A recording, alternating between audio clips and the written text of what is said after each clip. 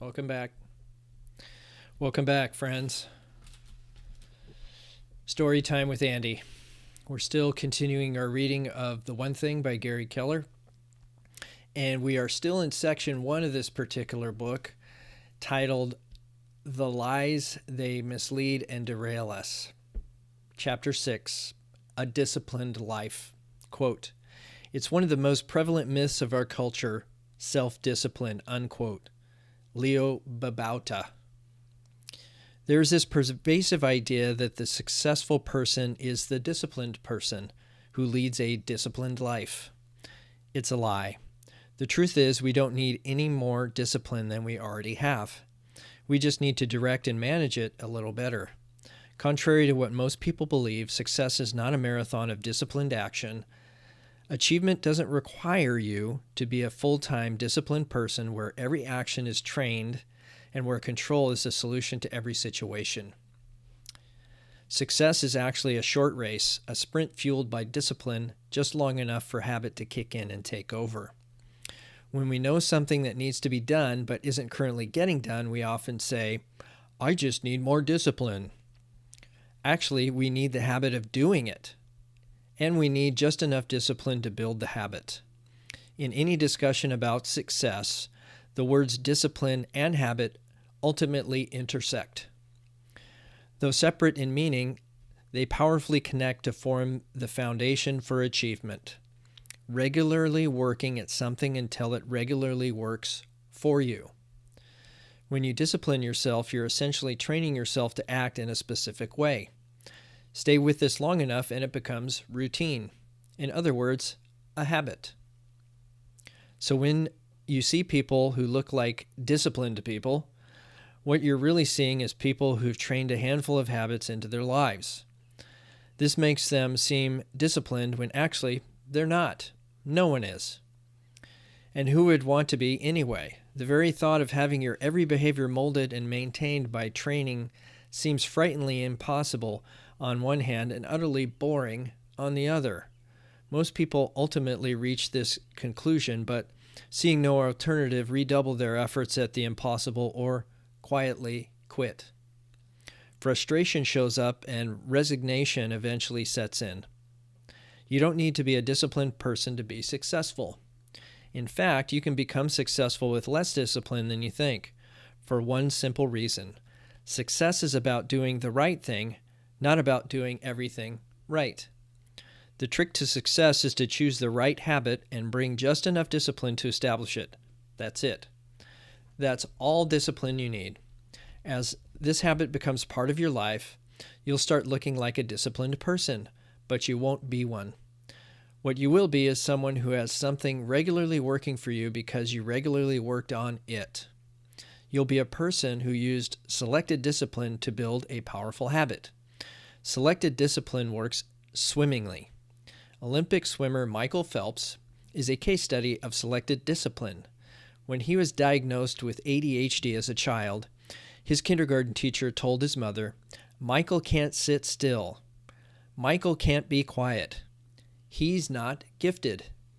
Your son will never be able to focus on anything."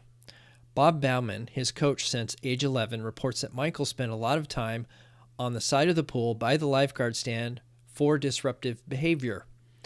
That same misbehavior has cropped up from time to time in his adult life as well.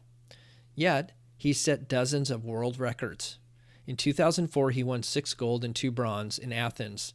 Then in 2008, a record 8 in Beijing, surpassing the legendary Mark Spitz. His 18 gold medals set a record for Olympians in any sport. Before he hung up his goggles in retirement, he wins at the 2012 London Olympic Games, brought his total medal count to 22 and earned him the status of most decorated Olympian in any sport in history. Talking about Phelps, one reporter said, "If he were a country, he'd be ranked 12th over the last 3 Olympics." Today, his mom reports, "Michael's ability to focus amazes me." Bauman calls it his strongest attribute. How did it happen? How did the boy who would never be able to focus on anything achieve so much?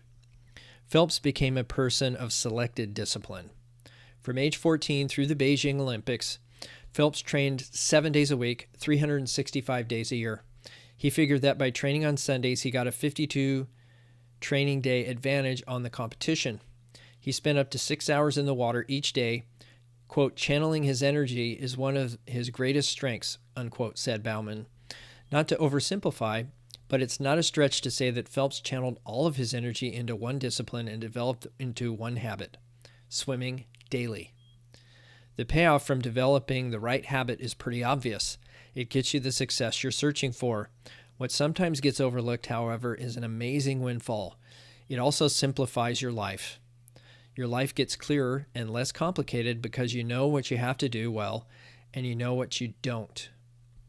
The fact of the matter is that aiming discipline at the right habit gives you license to be less disciplined in other areas.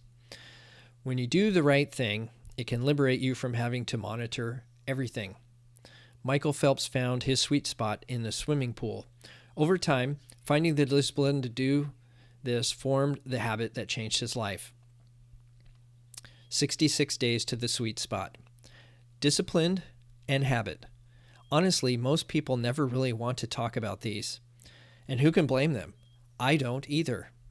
The images these words conjure in our heads are of something hard and unpleasant. Just reading the words is exhausting. But there's good news. The right discipline goes a long way, and habits are hard only in the beginning. Over time, the habit you're after becomes easier and easier to sustain. It's true. Habits require much less energy and effort to maintain than to begin. Put up with the discipline long enough to turn it into a habit, and the journey feels different. Lock in one habit so it becomes part of your life, and you can effectively ride the routine with less wear and tear on yourself. The hard stuff becomes habit, and habit makes the hard stuff easy. So how long do you have to maintain discipline? Researchers at the University College of London have the answer. In 2009, they asked the question, how long does it take to establish a new habit? They were looking for the moment when a new behavior becomes automatic or ingrained. The point of automaticity, that's a good one. We should write that one down in our journals. Came when participants were 95% through the power curve and the effort needed to sustain it was about as low as it would get. They asked students to take on exercise and diet goals for a period of time and monitor their progress. The results suggest that it takes an average of 66 days to acquire a new habit. 66 days to 95% automaticity. The full range was 18 to 254 days, but the 66 days represented a sweet spot, with easier behaviors taking fewer days on average and tough ones taking longer. Self-help circles tend to preach that it takes 21 days to make a change, but modern science doesn't back that up. It takes time to develop the right habit, so don't give up too soon. Decide what the right one is, then give yourself all the time you need and apply all the discipline you can summon to develop it. Australian researchers Megan Oaten and Ken Chang have even found some evidence of a halo effect around habit creation. In their study, students who successfully acquired one positive habit reported less stress, less impulsive spending, better dietary habits, decreased alcohol, tobacco, and caffeine consumption, fewer hours watching TV, and even fewer dirty dishes. Go figure. Sustain the discipline long enough on one habit, and not only does it become easier, but so do other things as well. It's why those with the right habits seem to do better than others. They're doing the most important thing regularly, and as a result, everything else is easier. Big ideas. This is a summary section for Chapter 6. Number 1, don't be a disciplined person. Be a person of powerful habits and use selected discipline to develop them. Number 2, build one habit at a time. Success is sequential, not simultaneous. No one actually has the discipline to acquire more than one powerful new habit at a time. Super successful people aren't superhuman at all. They've just used selected discipline to develop a few significant habits, one at a time, over time. Number 3, give each habit enough time. Stick with the discipline long enough for it to become routine. Habits on average take 66 days to form. Once a habit is solidly established, you can either build on that habit or, if appropriate, build another one. If you are what you repeatedly do, then achievement isn't an action you take, but a habit you forge in your life.